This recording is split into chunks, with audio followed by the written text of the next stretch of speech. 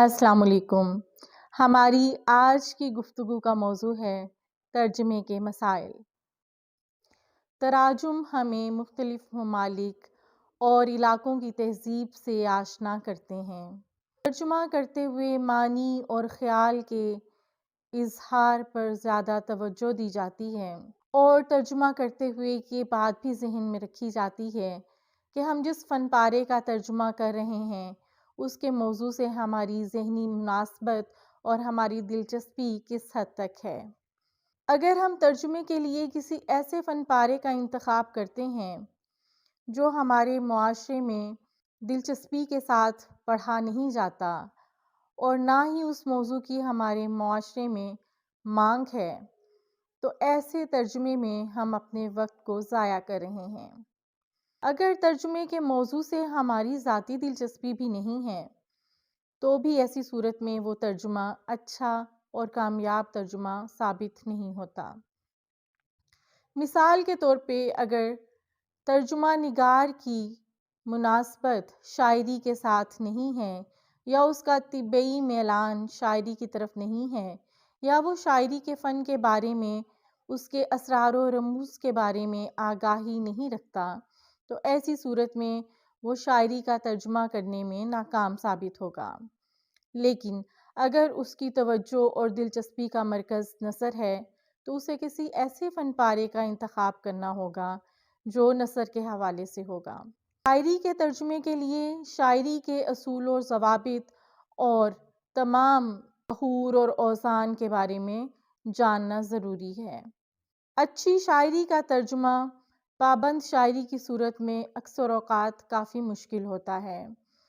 دو ایسی زبانوں کے تراجم زیادہ بہتر ثابت ہو سکتے ہیں جن میں تہذیبی بعد نہ ہو، یا جو ایک دوسرے سے قریب کی تہذیبوں سے تعلق رکھتی ہوں، لیکن ایک دوسرے سے دوری رکھنے والی تہذیبوں کے ادب کے تراجم میں کافی مشکلات کا سامنا کرنا پڑ سکتا ہے۔ پابند شاعری کے آزاد تراجم زیادہ اچھے اور بہتر ثابت ہوتے ہیں۔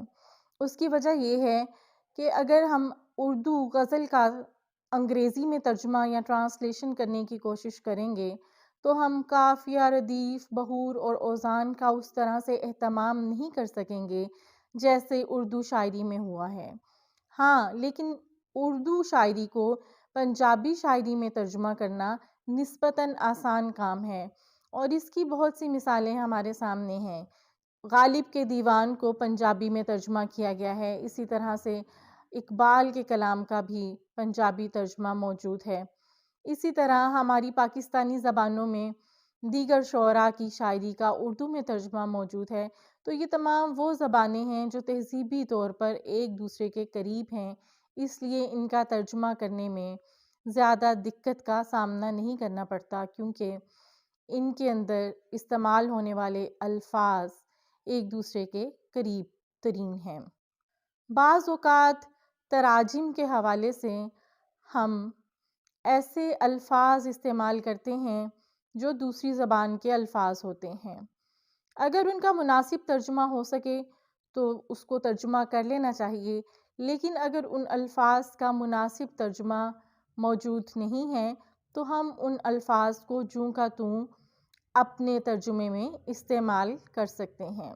ترجمہ دراصل تخلیق مقرر ہے، یعنی ترجمہ کرنے والا تخلیق کار کے تخلیقی تجربے کو محسوس کرے گا اور اس فن پارے کو اپنے اوپر اسی طریقے سے طاری کرے گا جیسے تخلیق کار نے اس کو تخلیق کرتے ہوئے محسوس کیا۔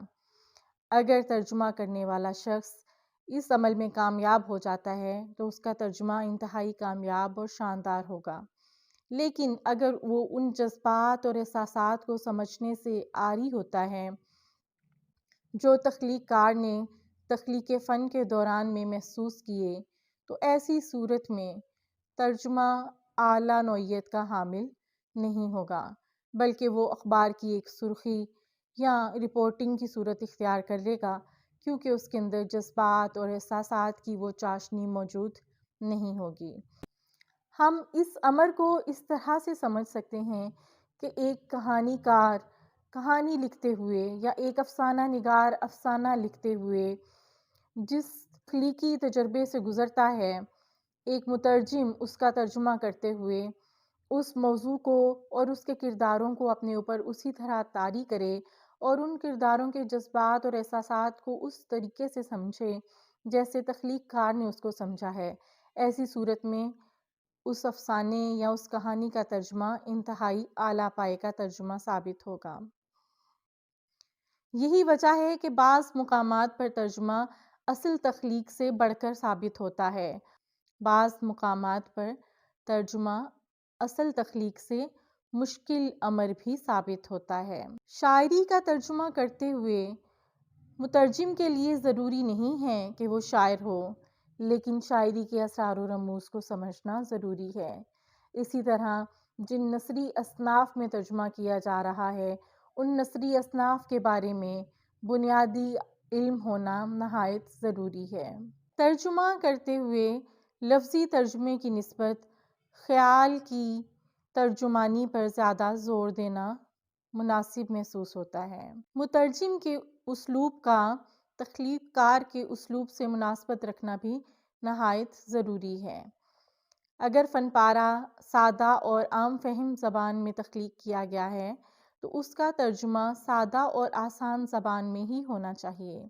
اس کے لیے مکفّہ اور مسجع زبان میں کیا گیا ترجمہ تخلیق کی صحیح عکاسی کرنے سے قاصر ہوگا۔ لیکن اگر فن پارہ مشکل اور دقیق زبان میں لکھا گیا ہے یا اس کے لیے مکفّہ اور مسجع اسلوب کو اپنایا گیا ہے تو ایسی صورت میں مترجم کا اسلوب مکفّہ اور مسجع ہونا چاہیے۔ یعنی اگر فن پارہ آسان اور سادہ زبان میں ہے تو اس کا ترجمہ آسان اور سلیس ہونا چاہیے، اور اگر فن پارہ مشکل زبان میں لکھا گیا ہے تو اس کا ترجمہ کرتے ہوئے اسے سلیس بنانے کی بجائے اس کے لیے ویسے ہی الفاظ استعمال کرنے چاہیے جن کا انتخاب تخلیق کار نے کیا ہے۔ یہ ترجمے کے مسائل کے حوالے سے کچھ بنیادی باتیں تھیں۔ اس موضوع کو مزید آگے بڑھائیں گے اور اپنی اگلی گفتگو میں ترجمے کے حوالے سے کچھ نئی باتیں کریں گے۔ اللہ حافظ۔